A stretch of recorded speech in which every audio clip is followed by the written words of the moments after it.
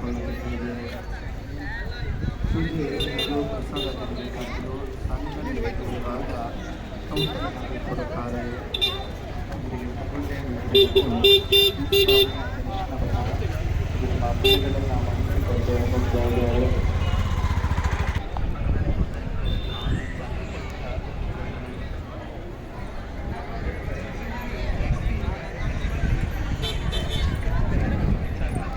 ವಿಶೇಷ ದಿವಸಗಳು ಇರುವುದರಿಂದ ದೇವಸ್ಥಾನದಲ್ಲಿ ದರ್ಶನ, ಪೂಜೆ, ಸೇವೆ ಇತ್ಯಾದಿಗಳಲ್ಲಿ ತುಂಬ ಒತ್ತಡವಿದೆ. ಜನಗಳು ನಮಗೆ ಸಹಕರಿಸಬೇಕಾಗಿ ವಿನಂತಿ.